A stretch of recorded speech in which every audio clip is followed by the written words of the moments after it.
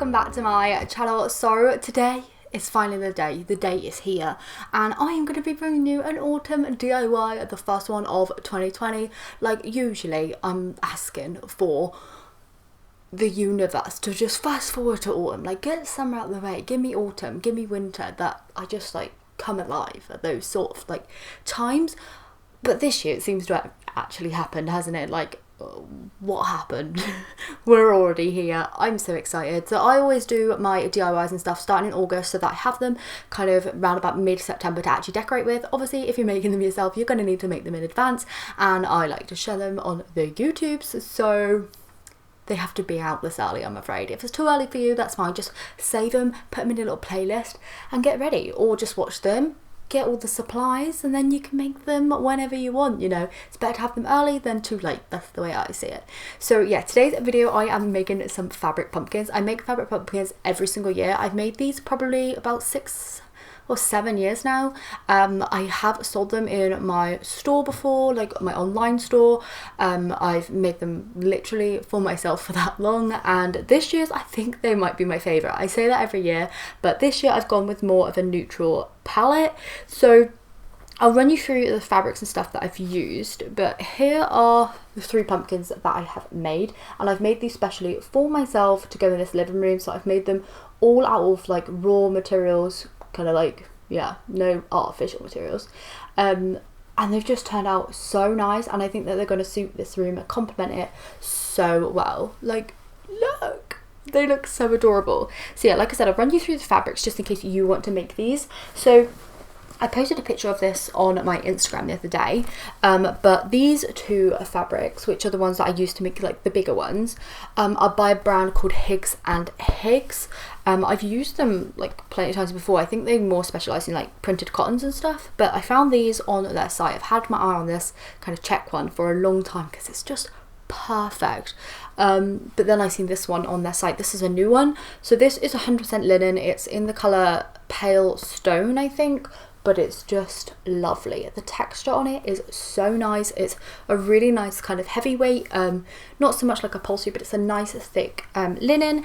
And this one here is a cotton but linen look, but it's really nice and chunky, nice and thick. It feels a little bit rougher, but look at that. It is gorgeous. So this would be quite suited for like blinds, making that sort of stuff. Or cushions. This would make a great cushion cover. But this is the natural in just the check, and I will see if I can leave a link to them down in the description. I know they was running low on this one, which is why I decided to finally snap it up. But look at that. It's like the perfect beigey grey colour, like that neutral like tone in between. And then I picked up some of the natural linen ribbon as well, which is what I've put around the checkered one. For the stalks I've just used sticks, and then for this little pumpkin, this one here is probably my favourite actually. It's just so different, isn't it? For once I've made a white or cream pumpkin that doesn't look like a garlic. Wait, some people may think it looks like a garlic, but trust me, I've had others that actually look fully like garlics. But yeah, this one here is just made from offcuts of cotton wadding. I made a Tilda Santa recently with a whole quilted outfit, and I used cotton wadding on that because I just like to work with it, and I just used the offcuts to make this little guy to coordinate, and it's so nice. Obviously this isn't usually meant to be like a final product kind of material because it's got like loads of natural bits of cotton in it, and I just love that. Like, I have quite a few cotton stem bunches up here, and it's just going to tie in so nicely. So that's the fabrics and stuff, and I'm just gonna get into how I made them. So first off, I'm going to show you how I make my patterns, because I think it's really essential to know how to make your own pattern when you're making something to the size that you want. So I decided to make the middle size pumpkin around about 20 centimeters in size. So I draw a line 20 centimeters, then marked off the 10 centimeters in the middle to mark out the middle. I then decided the width of my piece, so I usually go anything less than about 8 centimeters per segment, and then I make the cross in that middle section, creating obviously an elongated cross shape, as you can see here. I then join up those edges just by freehanding it, doing a nice smooth curve, seeing how that looks. If it looks too fat, I usually take it in a little bit, which is what I did in this case. So I took mine in, mine ended up being like 8 centimeters, I think. Then I just cut that out, and that is going to make your main pattern of your pumpkin. I would recommend 6 segments for the bigger pumpkins and 5 for the smaller ones. So as you can see here, I have drawn out onto my pumpkin pieces. This is obviously the beige one, and it is actually 19 centimeters for this one by 8, and this worked out nicely for me with 6 segments, like I said. So I drew around each of that piece 3 times to make 3 double pieces of fabric.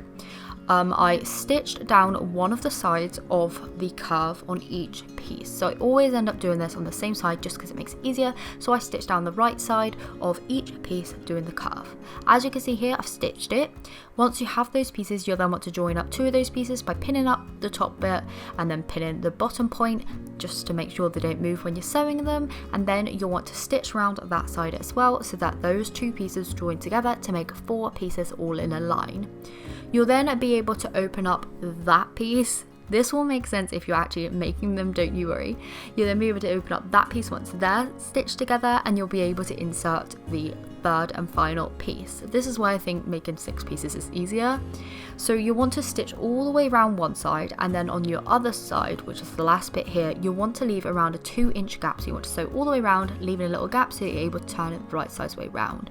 So go back over to my sewing machine, stitch that up just with a straight stitch, and then I'm able to turn it the inside way round, right size way out, whatever you want to call it, so that you ended up with a little kind of ball shape. It basically looks like a little fabric beach ball. If you've got a fabric beach ball, you've pretty much done it right.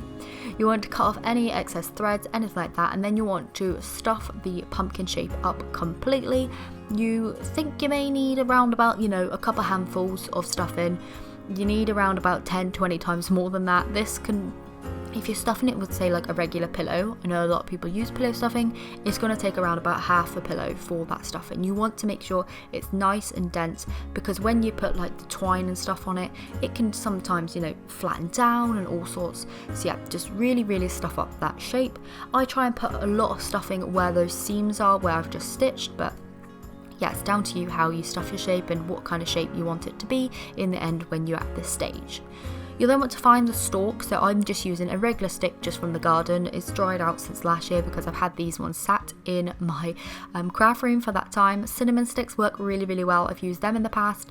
But yeah, you want to stitch up that opening just using a simple ladder stitch. You're going in, going across, going in and moving it up, and yeah, a ladder stitch. Loads of tutorials on YouTube if you need a really good explanation of that. I'm not the best at explaining things verbally, but I'm going to show you it here.